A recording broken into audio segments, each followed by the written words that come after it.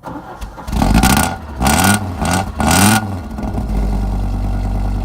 guys, Brewski Racing here. I know it's been a while since I've done a video.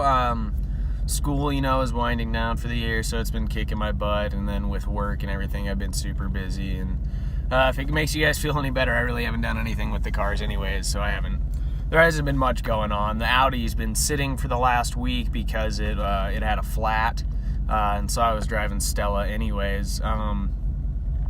So really not much has been going on. I mean, I only have, about a month left of school, so it's starting to get really busy. But anyways, today I brought you a new video. Just since we got a new car, I figured I'd show you guys around and show you some of the cooler things and kind of the weird things about these old Audis. I mean, this is going to be things I do like, things that I hate with a passion. I've owned the car for almost a month, and there are already some things I hate with a passion.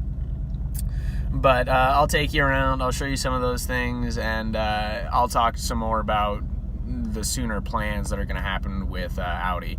Her name is Liz. So yeah, let's get into it.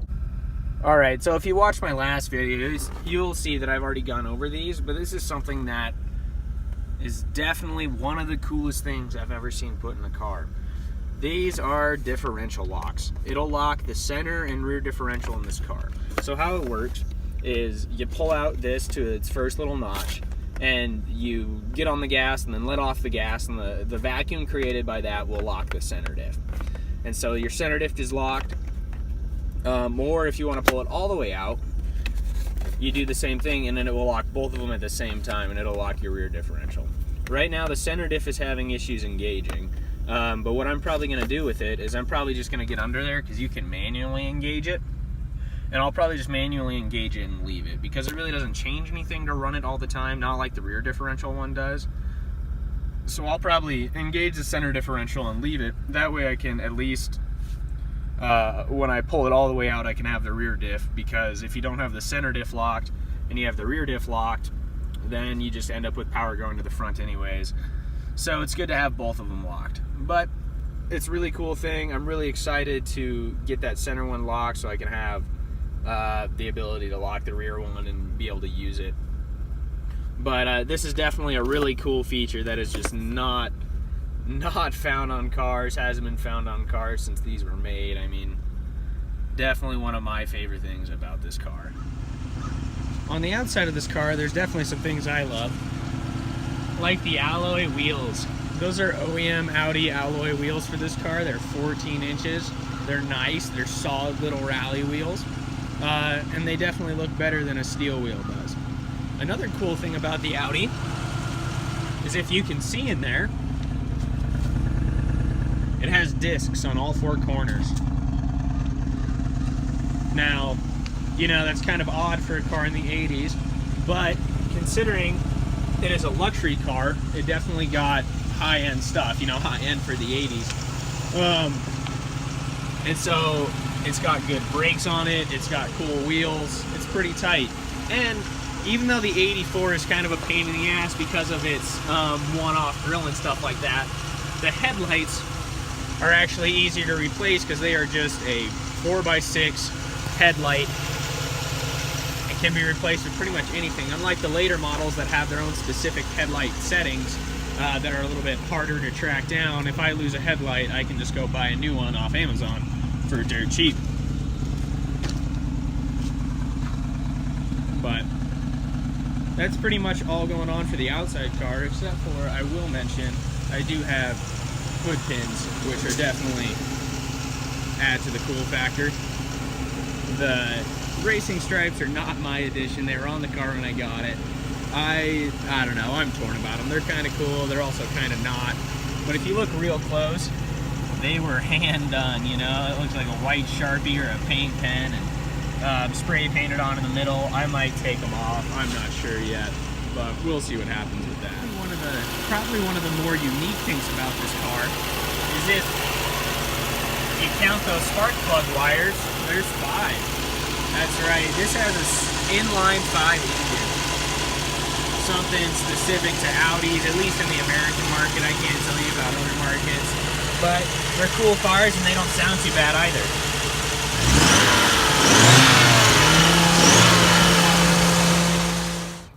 I turned her off so you could actually hear me. I don't know how much of that last video was picked up. But yeah, so it is a straight 5 engine, which is definitely kind of a rare thing to find. Definitely, as far as I know, only Audi thing that went on. I may be wrong, but as far as I know, that's what it is. So you'll see it's kind of in a weird placement. It sits right up front and center, whereas the radiator sits here off to the side. So it's definitely a different design than pretty much anything ever American. Uncommon, but that's part of what makes it cool, you know. People swap V8s into these and stuff like that, but I think I'll always keep it a straight 5 just because that's unique and I love it. For now, one of the things I absolutely hate though, and I learned to hate it earlier this week, is if you see this box down here, that is the air box. And if you guys know what an air box is, it has the air filter in it. But most times changing air filters is like, what, a 20-minute job, if that? Well, when I took this one out earlier this week, it took me 15 minutes to get the air filter out of the car, and it took me an hour to put the new one back in. And if you're thinking that's a long time, yeah, it's what's expected when the car is set up like this. So number one, the airbox is in a very inconvenient spot, you know, body, frame, everything sits right here. And then this car runs off CIS injection, which is ran pretty much all entirely off a vacuum that sits down underneath this boot. This is the whole fuel distribution system because the fuel system in this car is running all the time. The fuel pump constantly pumps fuel into here. And then it uses a vacuum and air pressure to force it down and through the injectors. Problem is none of this comes off of that box without doing some things that you definitely don't want to do that are super time consuming. And so between all of this junk sitting on top of it, that airbox lid only lifts up about an inch, if that. It lifts up about an inch on this end, but you're maybe dealing with about a quarter of an inch on it on this end. So I got the old one out. It was a K&N filter, which is kind of cool that that K&N filter was in here, but the K&N filter is only about an inch thick. All I had to replace it with was just a regular paper air filter, and that is about almost 2 inches thick, probably 1 3/4 inches thick. And so taking out was a lot easier than taking in because I didn't care about the filter that I was taking out. I just said taking in, putting it back in. But the problem is you don't get very much movement out of this. I mean, it's all super tight in here. I finally took off enough hoses and enough things that I could shimmy it up and out of the way that I could get it in there. But of course, you'll see back here, like, look at that nicely and conveniently placed clip down there. You know, really easy to get your hands in there, obviously. Same thing with, and I don't know if you can see it, there's a clip on the front of that box too. And I can't even see it from here. But definitely one of the things that I hate and I will never ever touch unless I have to, because of how much a pain in the ass that is. But other than that though, it's really cool. I mean, there's definitely some natural flaws with it. Just because, you know, I feel like the 80s were a time for Audi trying weird and new things. But if you'll notice one thing, here's the engine. You know, engine sits all the way up to the front, ton of engine, and then the axles sit right back here, in line with those posts, and then engine. So all the weight in the front of this car sits in front of the axles, which makes these cars notorious for understeering. And they don't really like to turn. You got to definitely learn how to turn them. I drove it in the snow for just a little bit. I got a little bit of snow driving with it right towards the end of winter here. And it takes a lot more to turn than a Subaru does because you have to jab the brakes. You have to jab the brakes hard so you get all the weight on the front end, and then you just crank the wheel and then you can get it to turn in the snow. But if you're just driving along and the road's kind of slick, or you're driving through soft snow and you turn, it does not want to turn. You keep going straight, your tires are turned. So the all-wheel drive systems kick ass, but the steering is a little lax. But other than that though, it is a pretty cool car. it's got some issues with how it runs right now. I'm gradually working through them, but we'll see what happens with it. But right now, I'm gonna tell you guys about my plans and what the immediate jobs are with this car here coming up. Well, there you have it. There's some of the cooler things and some of the kind of odd things about this car. It's good because there's a lot more things that I like versus the things that I don't like. And I'm sure as I tear apart the car more and work on it more, I'm going to find, you know, like every car has them. I have a feeling, and I've had an Audi before, Audis and German cars kind of have more of those little weird pain in the ass things than most other cars do. Don't get me wrong, everybody has them. I just feel German cars are predisposed to them. It's just their nature. But so far, only the airbox is the one thing that I really will never ever touch unless I absolutely have to. I did it once.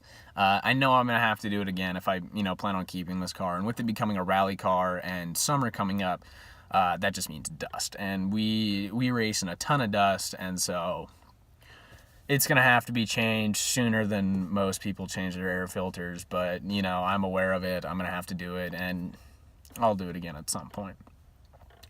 But as far as the plans for this car goes, it's pretty much going to become my rallycross car. I'm going to keep daily driving it just because I want to take as much load off Stella as I can. She's right at, I think last time I checked, she's at like 117,000 miles. So she's getting to that age where she really starts losing value with the more miles that are on her. And don't get me wrong, I don't have any plans to sell her, but I'd rather take the miles off. I'd rather have the miles spent be doing what I want with her, such as racing or just going and ripping around, you know, doing the fun stuff than being worthless miles on my commute, you know, stuff like that. But she has her own projects to do and stuff I'm going to do to her, but it's nice to have another car that I can drive. And then also having two cars, one can always be torn apart. You know, you never have to bank on one or the other for transportation, because as long as one is still put together, you still have transportation, and they both reliably start. But the plans for her are pretty much redo the entire suspension in this car, and that's you know, that doesn't sound too like terrible, but along with the suspension, I got to do pretty much every bushing in this car, because if you can tell by the outside condition of this car, you know, the dents, the dings, the spray painted on racing stripes, it really hasn't been maintained correctly. So all four struts in this car are blown, which, you know, is something you can deal with. It drives like a boat. And if you don't understand what I mean, you go get on a boat, and when you turn, you know, and your whole thing goes way to one side, then you'll realize that it's kind of slow to turn and it drives like a boat.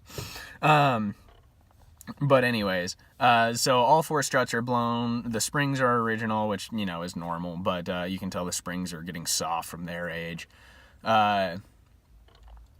Along with the suspension just being toast in this car, pretty much every bushing is gone. You know, the car is 84, 34 years old, and pretty much every bushing is gone. The control arm bushings are shot on all four corners.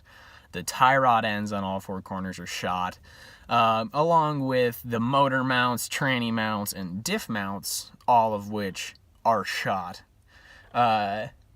The car is loose, and you drive and you hit bumps and you hear weird noises that you're like, I don't know if I really like that noise, but you kind of got to deal with it. That's why I haven't really abused her or done anything like that with it, because I know she's really not in the condition to do it. But as soon as the new parts get into her, which I think I'm putting in way too big of an order here in the next week or so, I'm putting a lot of money into a car I did not pay a lot for. But after I get that through, the suspension in this car should be tight. I mean, it should be perfect. It should, honest to God, handle better than Stella by the time I get the new suspension in it, because Coney makes adjustable struts for this car, as well as a company out east that makes specific rally parts for these cars. So it's going to have real, true rally springs. It's going to have adjustable performance struts in it. The subframe bushings, the front and rear subframe bushings, are going to be solid aluminum. And then motor mounts, tranny mounts, diff mounts are all going to be Delrin. So Delrin's a really hard plastic.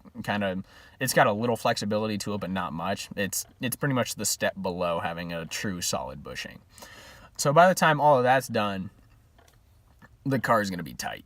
And it'll do better on gravel and dirt roads than Stella does. Don't get me wrong, she's not as fast as Stella, but she will definitely handle it better than Stella does, which I'm really excited about, because once the suspension's in it, I'm going to drive the shit out of it. And I will go take it all kinds of places it's never meant to be, but that's what you do with cars that the bodies are kind of fucked on. You take them where they don't need to be, and you use them. And that's the best thing I can do with a car that I paid $500 for. That's true. I only paid $500 for a running and driving car. And I feel the need to use this $500 car. And so after the suspension's in it, I'll probably hold off on doing much other things to it for a while. I'll fine tune the suspension, all those kinds of things, find the little weird things about it. But after that, it will be pretty much the full-on rallycross car, and Stella will take a break because I've broken too many things on Stella rallycrossing. Because, she has some things that prepare for it, but not really the main things that matter, like a suspension. Because I don't have $5,000 to put into a gravel suspension into Stella, no matter how much I want to. So Stella just really... They are production rally cars, and trust me, I have definitely used her like one quite a few times. She's been in 7 or 8 rally crosses along with autocross, and I do a lot of dirt road racing with her. Not true racing, just ripping around, but and so she's definitely seen that, so nobody can ever tell me that, oh man, you're really not using your car, because she's been well used, but it's time for me to let her sit and relax, and I'll set up a car that's a little more suited for doing rally, and one I don't feel as bad about if I break it, so that's the plans with Liz, the Audi. It should be exciting. I'm excited for it. It's going to be a big project. I'll be sure to bring you guys along on the project, because I'm probably just going to go home. I'm probably going to take a day off school, and I'm going to work straight through Friday through Saturday and try to do the entire suspension and all the bushings on the Audi. Of course, that entire plan is contingent on all the parts getting here. And I have my fingers crossed they all show up, because I'm going to give them about a week and a half to ship. Which I have some parts from Amazon, which I'm not concerned about. Stuff from Rock Auto, But there's a couple parts from... since they're obscure parts, you kind of got to order from obscure websites sometimes. And so they're not as streamlined as bigger websites like Amazon or things like that. So their shipping can take anywhere from a week to 2 weeks. And so I have my fingers crossed. Once I place the order, I can have all of the parts here and have them all be the right parts by that weekend. And I will, I'll be able to sit down, tear this car all the way down, and put it back together. And hopefully after that, all the weird noises I hear are gone. I didn't miss anything. But I'm excited. I hope you guys are too. Let me know if there's anything specific or any questions you have about the Audi. Like, subscribe, and feel free to share the video. But have a good one, guys.